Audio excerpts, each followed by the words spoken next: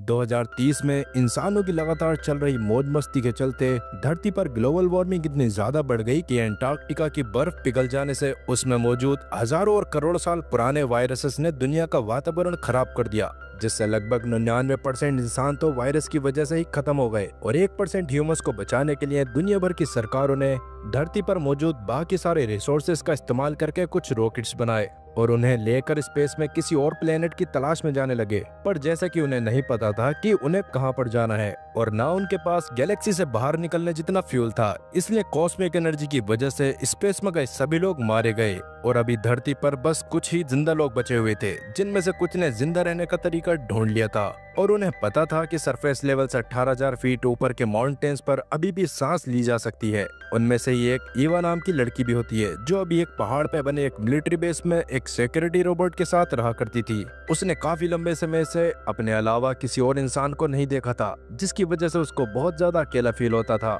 साथ ही कहीं न कहीं उसको ये बात पता थी कि कुछ लोग जिन्होंने धरती पर रहने का ही डिसाइड किया था, वो लोग भी धरती पर बचे रिसोर्सेज के पीछे एक दूसरे से लड़ाई करके खत्म हो गए थे। खैर, उसके पास मौजूद रोबोट आर्थर हमेशा कैंप के बाहर रहकर कैंप की प्रोटेक्शन करता था, पर ईवा को खुद को ये बात समझ नहीं आती कि वो रोबोट आखिरकार उसकी प्रोटेक्शन कर किससे रहा है। अब जैसा कि रोज की तरह ईवा काफी ज्यादा बोर हो रही थी, इसलिए वो आज तैयार होकर पहाड़ से नीचे की तरफ सप्लाईज लेने के लिए जाने लगती है और कहीं न कहीं नीचे जाने पर हमेशा उसकी इच्छा यही रहती थी कि उसको कोई सर्वाइवर मिल जाए, क्योंकि आर्थर एक रोबोट होने की वजह से वो ह्यूमन इमोशंस को नहीं समझता था, जिसकी वजह से ईवा को बहुत अकेला फील हो रहा था। खैर, उसके जाते समय आर्थर हमेशा की तरह उसको एक्स्ट्रा ऑक्सीजन सिलेंडर लेने को कहता है, क्योंकि नीचे के वातावरण में सांस नहीं ली जा सकती। साथ ही ईवा को नीचे मौजूद किसी भी रिसोर्स से पानी पीने को भी मना करता है, क्योंकि आज के टाइम पर हर जगह का पानी भी इन्फेक्टेड हो गया था। अभी भाई ये बात बार बार सुनकर काफी ज्यादा इरिटेट हो चुकी थी, इसलिए वो मजाक में आर्थर से उसकी जगह कैंप पर ध्यान देने को कहती है,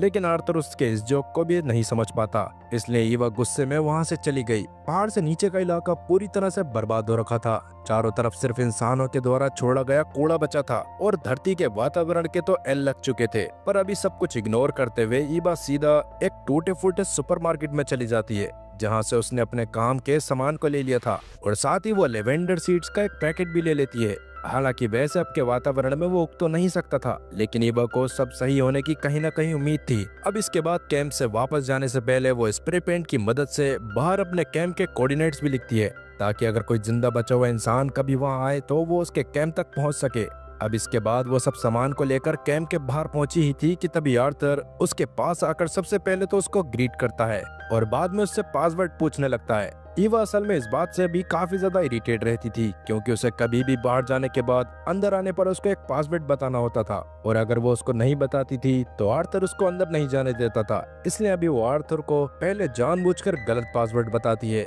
जिसकी वजह से आर्थर ने उसको खत्म करने के लिए अपनी गन निकाल ली थी, जो देखकर ईवा को सही पासवर्ड बताना पड़ता है। और तब आर्थर उससे खुशी खुशी से पूछता है कि आज उसने दिन में क्या किया, जिस पर ईवा उसको ताना मारते हुए कहती है कि पहले तो वो नीचे गई, जहां से काफी चीजें चुरा कर उसने अपने दोस्तों के साथ पार्टी करी और अब रात में वो नाइट आउट पर भी जाएगी। लेकिन उसकी इस तरह की बातों को भी आर्थर समझ नहीं पाया था, इसलिए ईवा बस उससे वादा करती है कि वो जल्दी ही उसके सिस्टम में कुछ और चीजें ऐड करेगी, ताकि एटलीस्ट वो उसकी बातें समझ सके। अब आगे अंदर जाकर वो सबसे पहले तो खुद को सही से सैनिटाइज करती है, जिसके बाद वो रेडियो की मदद से लोगों से कांटेक्ट करने की कोशिश करने लग गई थी, लेकिन एयरवेव्स क्लियर ना होने की वजह से उसका कोई भी किसी से भी कनेक्शन नहीं हो पाया। इसलिए वो रोज की तरह अपने उगाए गए कुछ पौधों को पानी देती है, अपने टूटे हुए सामान को सही करती है और बाद में अपने मन की कुछ बातों को एक डायरी में लिखने के बाद बॉल को दीवार पर मारने लगती है, ताकि उसका टाइम पास हो सके। और यही उसका डेली रूटीन था, जिससे वो पूरी तरह से ऊब चुकी थी। वहीं दूसरी तरफ आर्थर तो पूरी रात कैंप के चक्कर लगाता रहता था,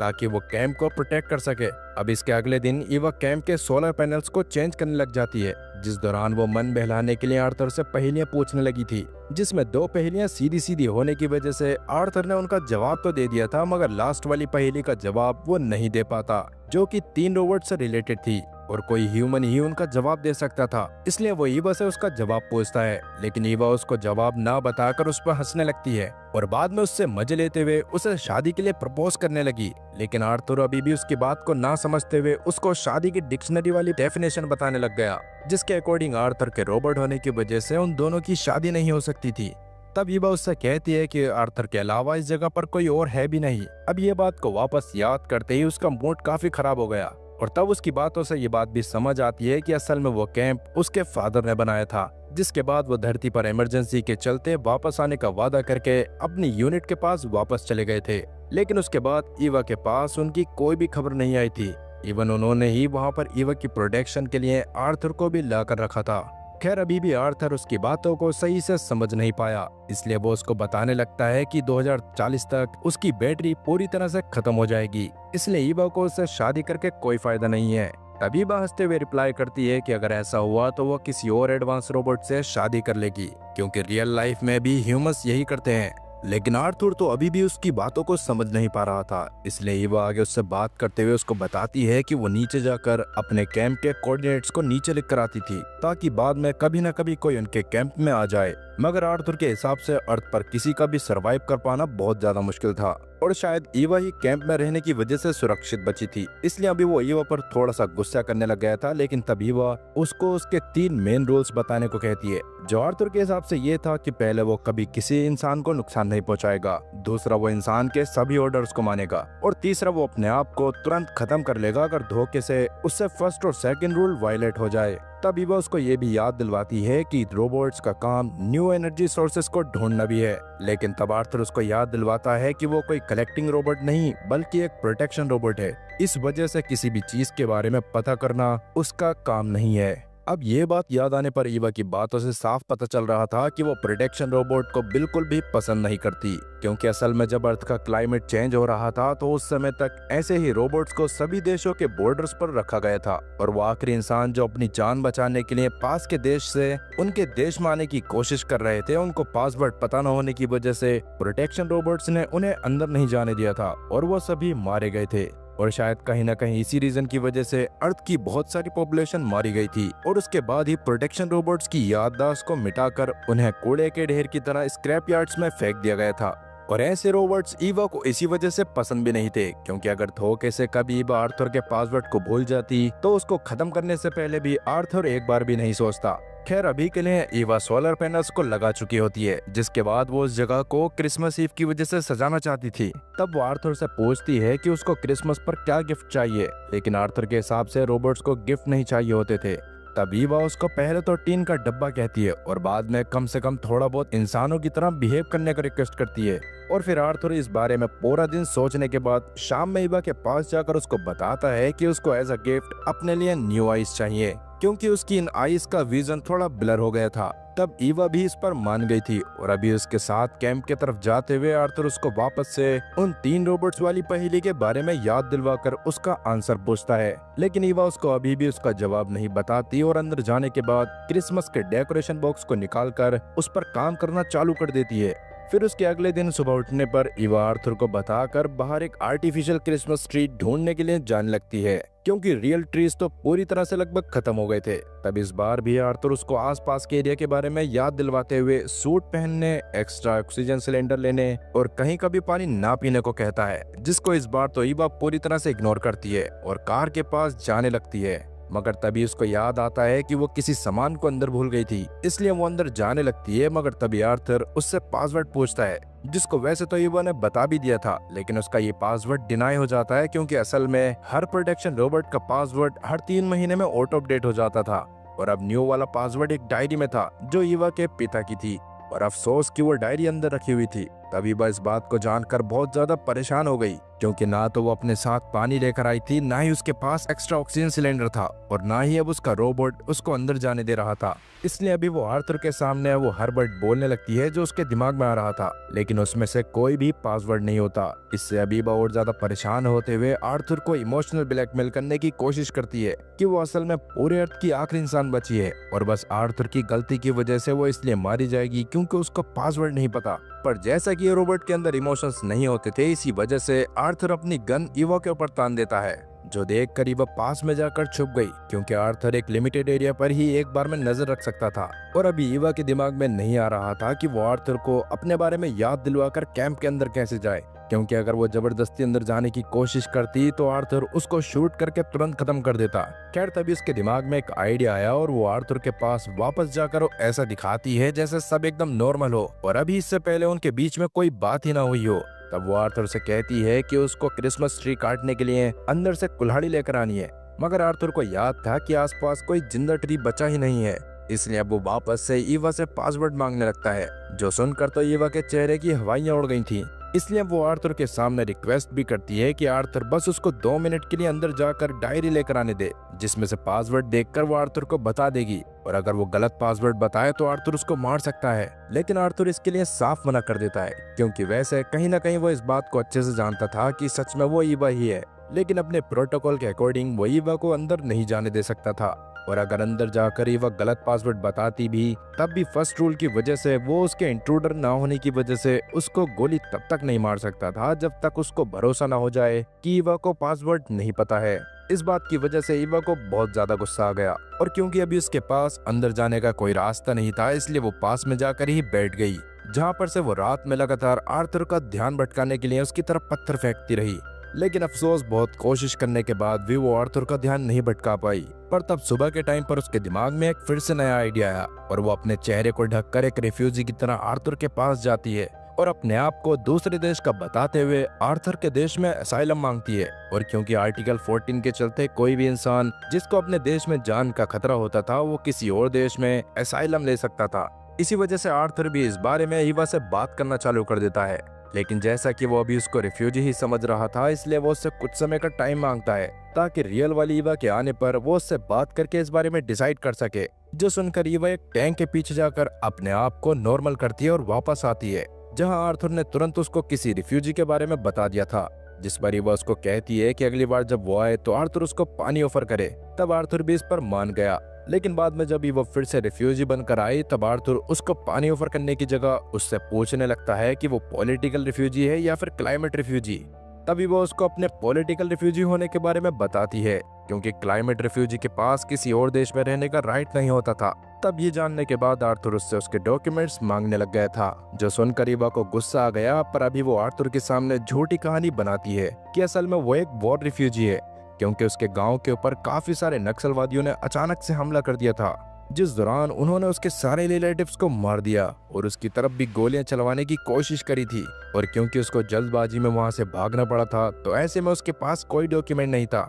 लेकिन आर्थर उससे आगे की प्रोसेस बढ़ाने के लिए डॉक्यूमेंट्स मांगता रहा। और जैसा कि अभी ईवा को बहुत ज्यादा प्यास लग रही थी इसलिए वो आर्थर से रिफ्यूजी के रूप में पानी मांगती है, लेकिन आर्थर ऐसा सिर्फ रियल ईवा के पानी पीने के बाद कर सकता था, क्योंकि उसने भी काफी समय से पानी नहीं पिया था और ऐसे में उसकी डेथ हो सकती थी। तब इस बात से फ्रस्ट्रेट होकर ही वो वापस से उसी टैंक के पीछे चली गई। अब इसके बाद वो एक स्ट्रेंजर होने का नाटक करते हुए भी आर्थर से जाकर बात करने की कोशिश करती है, लेकिन उसका भी कोई फायदा नहीं होता और बाद में निराश होकर उसको फिर से टैंक के पीछे ही आना पड़ता है, जहाँ बिना खाने और पानी के आज की रात भी उसको वहीं पर काटनी पड़ती है, जिस वजह से सुबह तक उसकी हालत और ज्यादा खराब हो जाती है और बड़ी मुश्किल से वो आर्थर के पास जाती है, जहां वो वापस से आर्थर को समझाने की कोशिश करने लग गई थी कि असल में वो दुनिया की आखिरी इंसान बची हुई है। लेकिन आर्थर को तो इस बात पर भरोसा ही नहीं हो रहा था, क्योंकि उसके हिसाब से उसने खुद एक रेफ्यूजी को देखा था। जो सुनने के बाद तो ईवा अब अपनी ही ट्रिक में फंस गई, पर अब वो इतना ज्यादा थक चुकी थी कि वो किसी टीन के डिब्बे से बहस नहीं करना चाहती थी।